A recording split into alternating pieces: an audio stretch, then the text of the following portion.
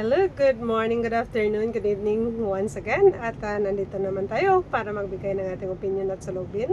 At bago pa man ang lahat, please subscribe my YouTube channel, Daidilu, at pakiclick na rin yung notification bell para updated po tayo. So guys, samahan nyo ako at magbigay tayo ng ating opinion, salubin tungkol sa mga balita at tungkol sa nagba-viral ngayon sa mga araw. So since yesterday kasi nakitaan ko talaga yung tungkol sa mainit na sa usapin tungkol sa Team Wig.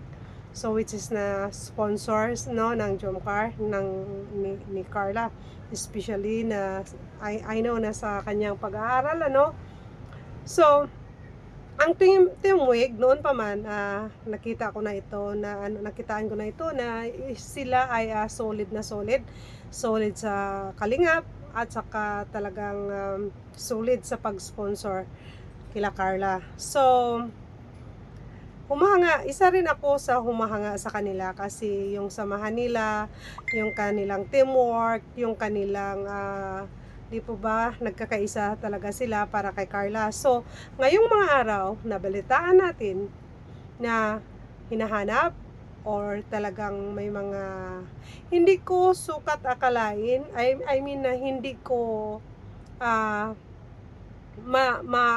hindi ko mako-compare kung ano isabihin ko dito.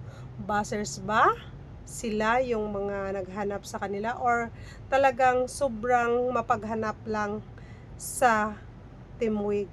Yung mga supporters ba, yung mga viewers.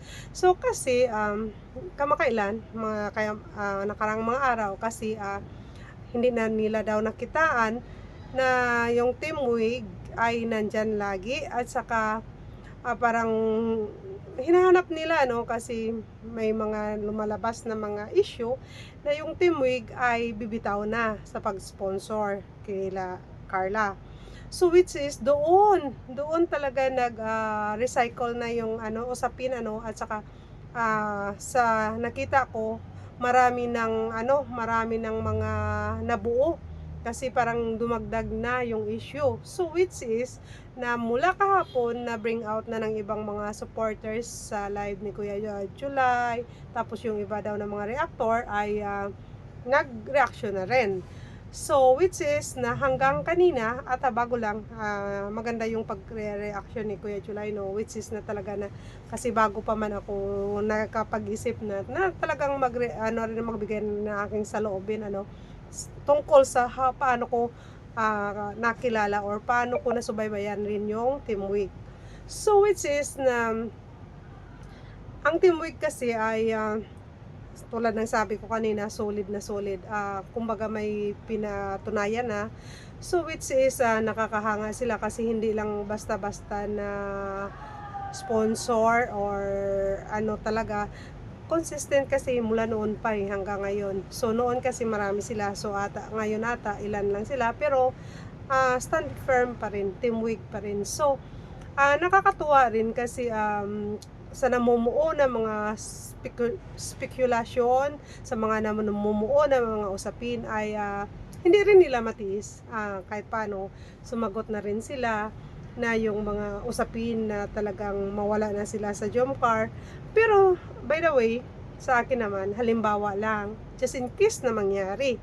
Kasi mula noon sa day 1 pa lang ng Jomcar ay nandyan na tayo. So kumbaga mahaba na ring usapin. I think Jomcar is 107 episode nata So which is na very long run na talaga yung Jomcar si Carla. So para sa akin, just in case na talagang halimbawa bibitaw rin sila, so wala namang problema na para sa akin na mangyari yun kasi kumbaga little bit stable na rin si Carla. At the same time hindi rin naman yan pabalayaan nila Carla Prab So although ngayon nakakatuwa kasi parang kailan lang si Carla po ay second year college na nursing maraming para sa akin isit aside ko muna yung Team Wig mula noon ay talagang isa ako sa tagahanga ni Carla, si Joy, mga ganun So si Carla kasi marami ring binabato ng mga usapin, maraming binabato ng mga issue, but saludo ako kay Carla kasi hanggang ngayon firm talaga yung pagka-loyal niya kay Kuya Rab niya. So which is na nakakasaludo talaga na tulad nitong mga kabataan ano. At saka bihira lang talaga rin sumasagot ng mga issue. So which is na tama yun. So sa Teamweek naman, ngayong araw ay clarification nila yung ano nila, yung pagsagot nila na talagang inamin nila na talagang hindi sila mawawala. Although sabi nga nila, 'di po ba, na ano sila, na loyal sila sa Kalingap, solid sila. So which is na mga guys, mga Kalingap, supporters, mga viewers na talagang maki-Jomcar, maki-Carla, si Carla Bells, nandyan lang yan. And then yung Teamweek ay nandyan lang yan. So, na maging panatag lang tayo. Kasi ako talaga, actually, nakasubaybay lang, nanonood lang. At sometimes may mga problema, nandyan rin ako, nakaabang, nakaano rin ako. Kung ano rin masabi ko, ano rin yung maano ko bilang ako. So which is na natutunan ko na talaga na maging mahinahon. Natutunan ko na talaga ngayon, mas mahinahon na talaga ako. Kasi parang open ano na talaga ako yung namulat na talaga ako ngayon na sabi ko noon mas okay kami.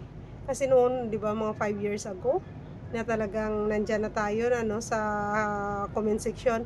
Pero ngayon kasi iba-iba na talaga yung mga supporters, may mga baguhan kasi yung iba talagang 'di ba grabe pag magbigay ng kanilang opinion.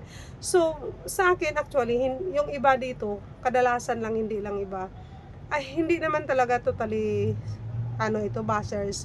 Kumbaga ito sila ay mapaghanap, hinahanap lang nila talaga. At saka parang takot sila na iwanan ng Teamweek yung sila Carla, yung Carla Bells at si Jomar ano.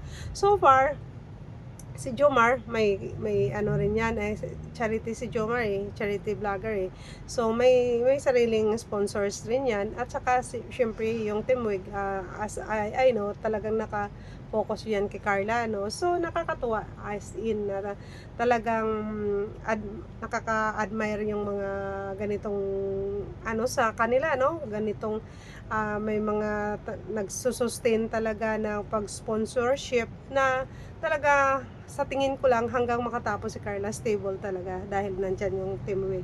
So, maging panatag na tayo at pasalamatan rin natin yung Teamweek kasi yung clarification nila ay nandyan na. So, yung mga naghahanap, yung bashers man or supporters na talagang hinahanap yung kasagutan ng Teamweek. So, guys, maging panatag na tayo. Nandito na, sumagot na yung Teamweek. So, wala na tayong dapat ibahala. So, masabi ko lang, Teamweek, salamat dahil sinagot nyo na yung mga agam-agam, sinagot ninyo na yung issue. So, na maging panatag na po yung mga talagang naghahanap ng kasagutan. So, maraming salamat at sa muli nating pagkikita. Ito po si Dai Dilio at maraming salamat sa nanonood sa akin at maraming salamat at sa sunod nating pagkikita sa aking sunod na video. Maraming salamat at God bless everyone. See you. Bye.